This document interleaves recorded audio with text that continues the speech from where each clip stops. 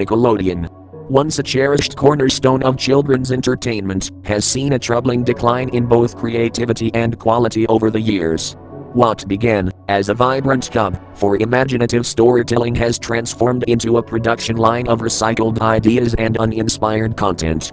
Dedicated animators and creators, who once poured their hearts into crafting memorable characters and engaging stories, are now grappling with the reality of corporate greed that prioritizes rapid production over artistic integrity. As the executives at Nickelodeon relentlessly chase profits, the toll on their staff becomes increasingly apparent. Whispers of harassment and mental health struggles circulate throughout the studio, revealing a toxic work environment where talented individuals are overworked and undervalued.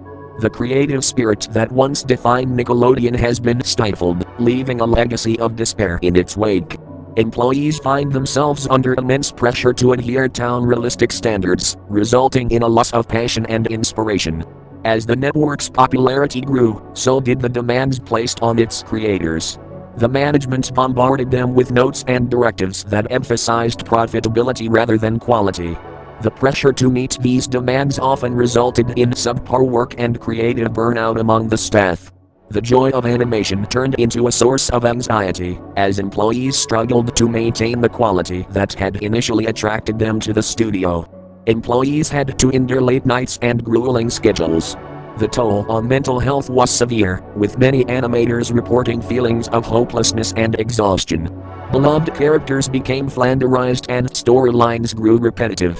Within this tumultuous environment emerged Armand Raphael Ramsey, or A.R.R.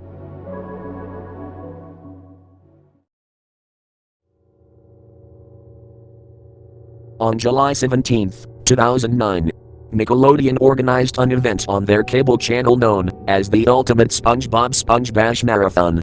The marathon was conducted approximately 10 years after the airing of the first SpongeBob episode, as it was meant to celebrate the 10-year anniversary of the series. At the time, there were 13 brand new episodes along with 20 reruns that ran for around 2 days, but some cases are officially went horribly wrong.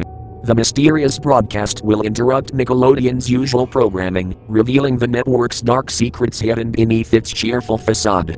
As viewers tune in expecting a marathon instead of confronting with disturbing evidence of mistreatment and exploitation within the industry.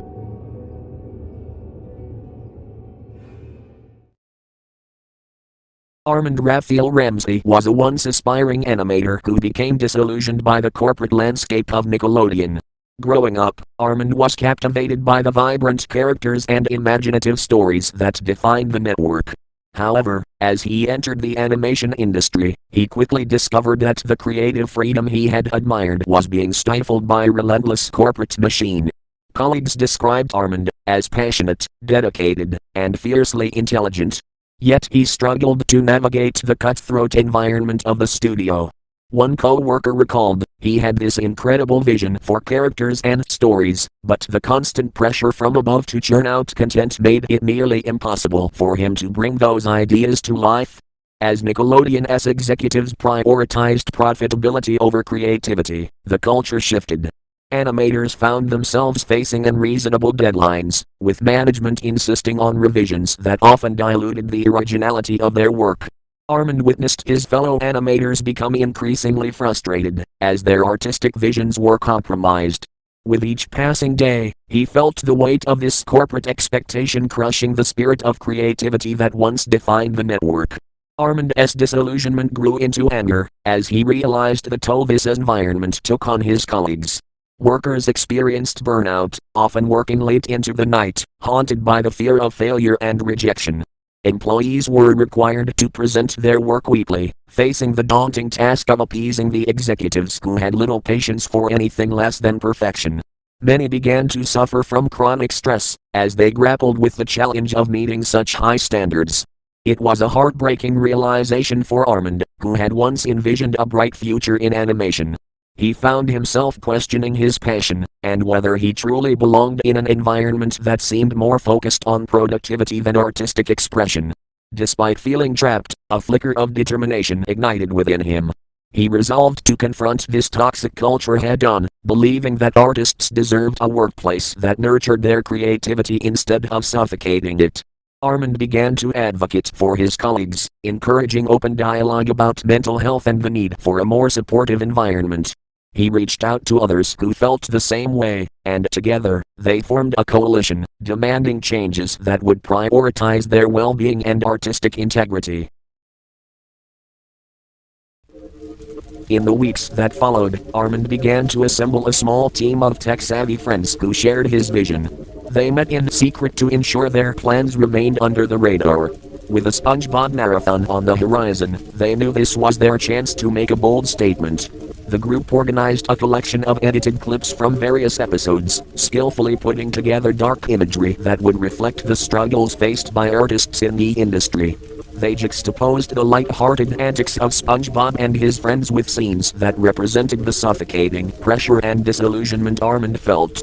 The broadcasts served as a stark reminder that behind the colorful facade lay a painful reality.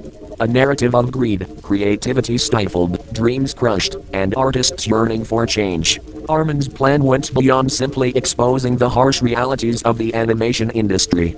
Deep down, he also wanted to target Nickelodeon where it hurt the most, their viewership. In particular, he aimed to unsettle the very children who were the lifeblood of the network.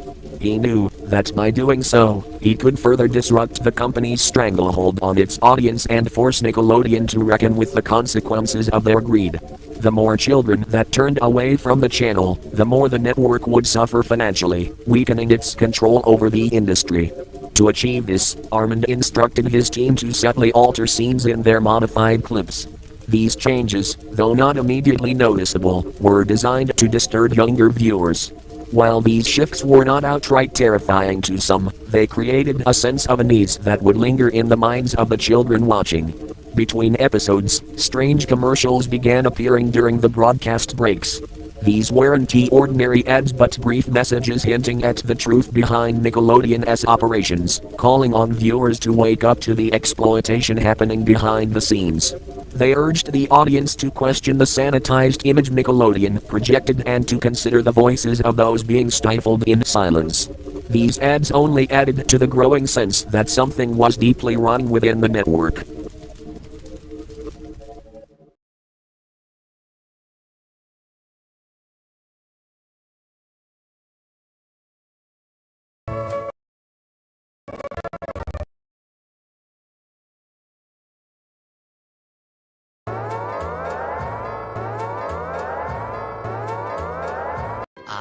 Let's see.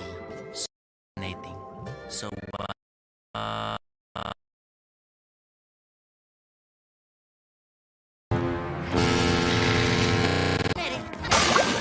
Go SpongeBob! Krusty Crew, go out and fetch me a hydrodynamic spatula with, port and starboard attachments and turbo drive. And don't come back till you get one. Aye, Captain. One hydrodynamic spatula with port and starboard attachments, turbo drive. Coming right up, sir. Carry on. We'll never see that lubber again. You're terrible. A hydro. And now it's time to celebrate the greatest SpongeBob laughs of all time.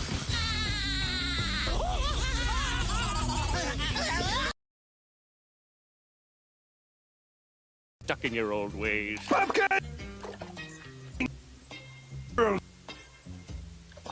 Formula. You know you want it. Thanks, but no. I knew it. It was on a trick to get me to hand over me. Wait, did you say no? Well, if you don't believe me, that's your problem, not mine. Problem? I don't have a problem. You're the one with the problem. Look at this. It means nothing. It's all a facade, a hoax, a con, a front.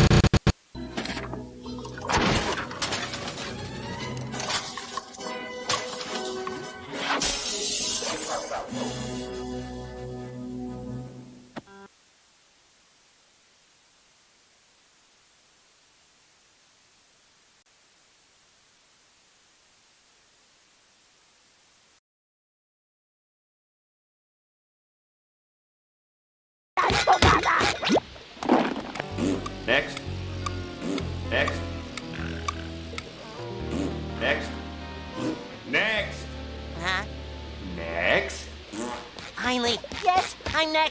When is the next bus to Bikini Bottom? The bus schedule, the next bus.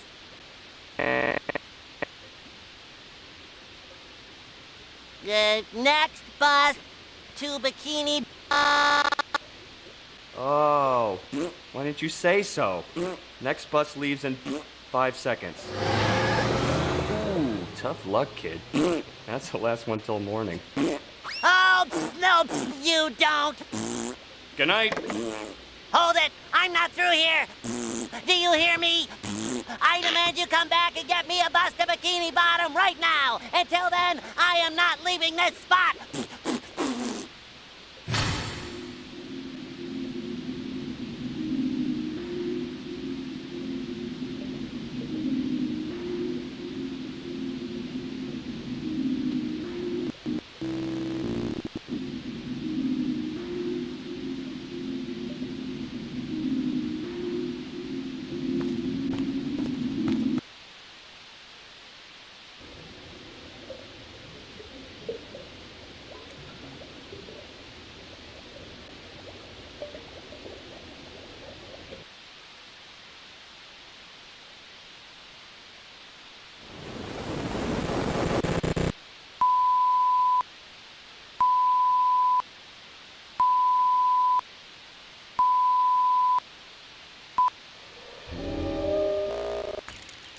Hey, who's there?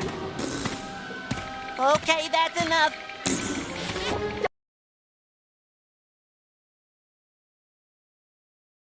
Here, why don't you take this quarter and... Oh my gosh, a quarter! I've always wanted a quarter. Not the quarter. Oh. Now, take that quarter and buy some cotton candy. Cotton candy! I can't believe it!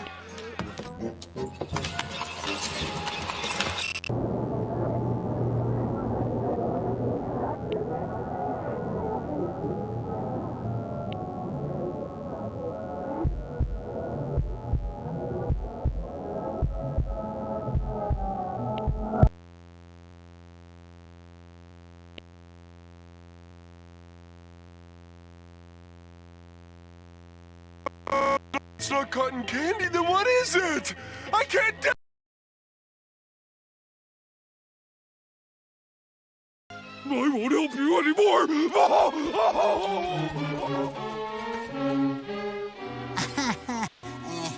A lot of drama with that one. You know, kid, your body isn't the problem. It's your...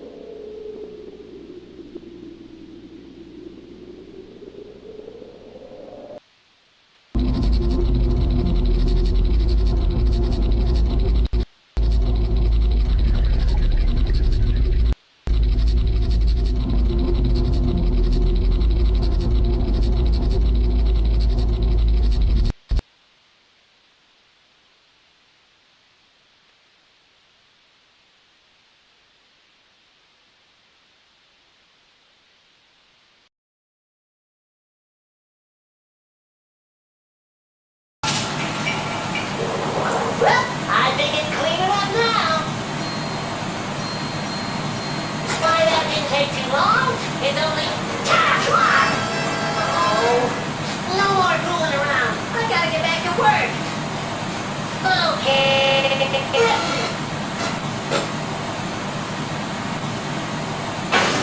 doing it! Yeah! It's some of these! It's some of the monsters! Done.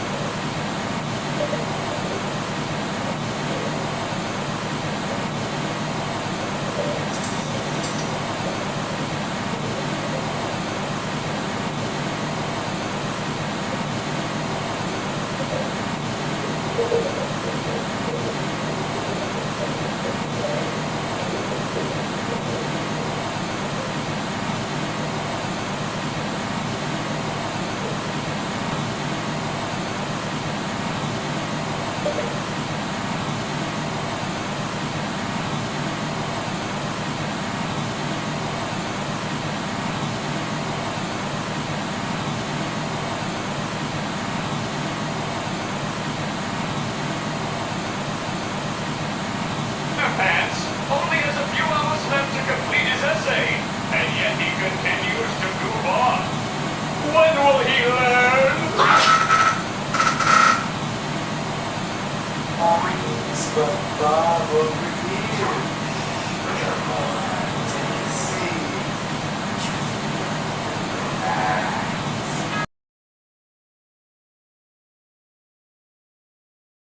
It's okay, Patrick. Not everyone is equipped to bear the awesome weight of responsibility that a uniform hat represents. But you can wear mine anytime you want. Really? Sure thing, pal. Thanks, SpongeBob. You're the best. Anytime, pal. Anytime. It's time to celebrate the spongiest SpongeBob moments of all time. How about...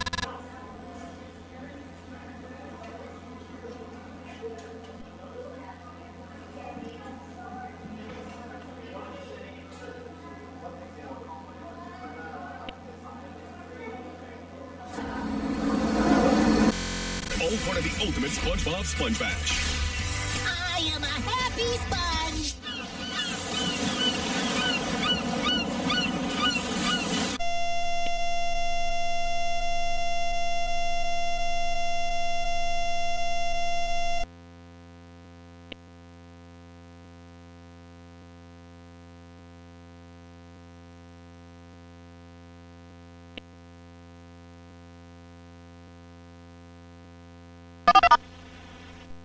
To whoever is listening, I'm resigning from my position at Nickelodeon.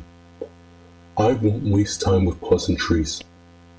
This company has treated its employees poorly for far too long, and I am done being a part of it.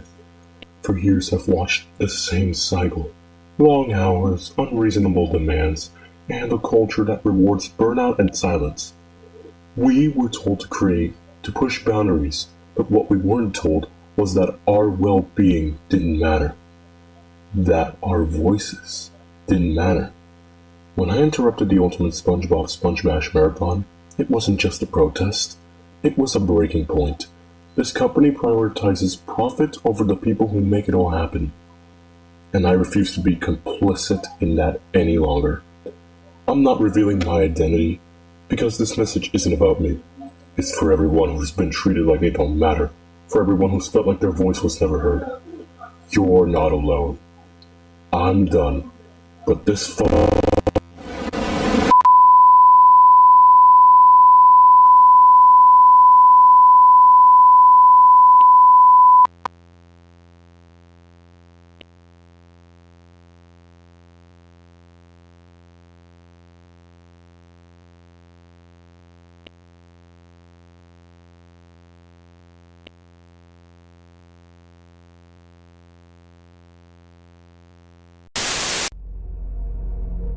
The aftermath of the hijacks prompted a full-scale investigation by the FBI, which was quickly called in to trace the source of the broadcasts and bring those responsible to justice.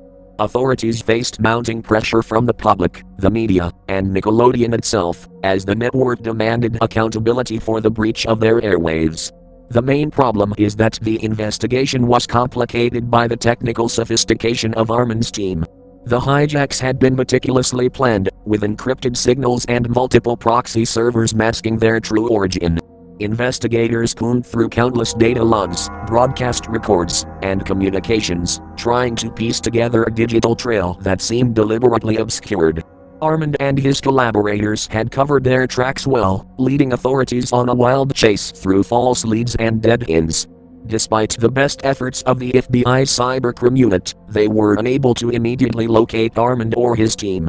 However, the investigation did reveal that the operation was far more organized than initially believed. The FBI agents uncovered fragments of information that suggested the group had planned the hijackings for a while, months, before Nickelodeon began their SpongeBob SquarePants marathon. It became clear that Armin had been harboring these intentions long before the final broadcast, driven by a deep sense of injustice and betrayal.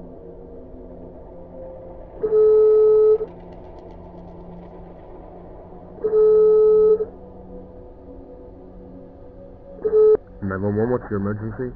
Hey, there's something happened to this broadcast. There was a crazy happening airing on TV. But this letter, who asking about? I don't know who asked. Armin Raphael Ramsey. Yes. Yes, it's him. Okay. I'll be right over. Publicly, the FBI remained tight-lipped about the details of the case, but leaks to the media painted a picture of a highly elusive group of activists. Some believed Armin had connections to underground hacker communities, but still, no solid evidence emerged that could pinpoint their exact whereabouts. In the meantime, the FBI continued to monitor any suspicious online activity, expecting Armin or his group to resurface. Although the hijacks had stopped, the fear that they could strike again lingered in the air, especially for large corporations with high-profile public broadcasts. The agency expanded its cybersecurity measures, working closely with media networks to prevent future signal intrusions. Despite the lack of arrests, the FBI's investigation served as a warning to anyone who might consider similar actions in the future. As the hunt for Armin and his team continued quietly in the background, the world moved forward, but the questions raised by his broadcasts persisted. How far would someone go for justice, and could the industry ever truly change? The answers remained elusive, just like the man behind the hijacks. In the aftermath of the hijacks, the fallout for Nickelodeon was immediate. Rumors of exploitation within the animation industry gained credibility. Former employees began to come forward with their own accounts of mistreatment, validating many of the claims made in Armin's final message. Public perception of the once beloved network started to sour, with parents, viewers, and advocacy groups calling for investigations into its working conditions. Nickelodeon quickly went into damage control mode, issuing statements denying any wrongdoing and framing the hijacks as the actions of a disgruntled former employee. However, the public wasn't so easily swayed. Online, the conversation around Armin's message grew into a larger movement in support of animators' rights and mental health awareness.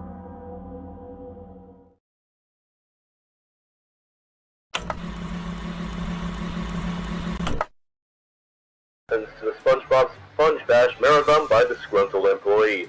The outcome was really disturbing. But however, at the time this marathon had begun, witnesses began to notice various bugs and screen issues. Over time, viewers would make out very strange, almost frightening occurrences during the second day. These occurrences would come by every 3 to 4 episodes, as if it were a specific pattern set up by someone before they had aired. Fans of SpongeBob would turn to social media or online fan forums after seeing them, with most of them talking about contacting Nickelodeon somehow and explaining what exactly was happening with proof.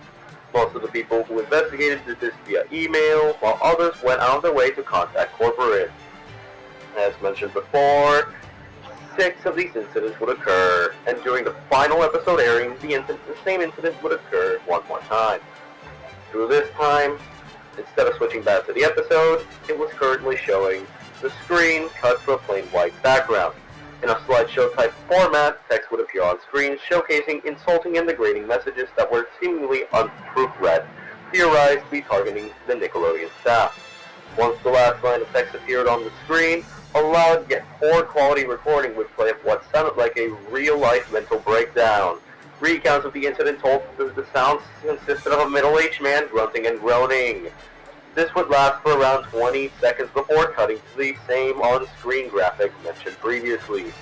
It was soon revealed that these incidents were meant to be a sick joke concocted by a disgruntled employee named Armand Raphael Ramsey. It was speculated that he had planned to quit working for Nickelodeon, but wanted to show the viewers how he felt. Armand was restrained in the Nickelodeon corporate office and was arrested on July 19, 2009. He was soon charged with computer tampering, sentenced to 4 years of... The community was left grappling with the aftermath of Armand's actions. While his presence faded from the spotlight, the questions he raised lingered in the minds of viewers and creators alike. Was his method too extreme? Some pondered, debating whether the shock of his broadcasts was justified or if it had crossed a line. Did he achieve the change he sought, or did he simply set off chaos? The divide was clear. For some, Armand became a hero, a courageous voice daring to expose the uncomfortable truths lurking behind the vibrant facade of Nickelodeon. For others, he was a villain, a disruptor whose actions jeopardized the livelihoods of many who relied on the network. Despite the mixed reactions nowadays, one thing was undeniable: Armand's defiance ignited a conversation that had long been stifled. His refusal to remain silent in the face of exploitation resonated with countless individuals who had felt the crushing weight of an industry that prioritized profit over people. In several online forums, viewers began to discuss their own experiences and fears, inspired by the boldness of Armand's message. The industry, once a closed book shrouded in secrecy, began to crack open, revealing the pressing need for reform and compassion within its ranks. In the end, Armand's fight transformed into a movement, inspiring a new generation of creators to advocate for their rights and well-being. Though he had disappeared into the shadows, the spirit of his rebellion lived on, urging others to continue the quest for truth and justice in a world that desperately needed it.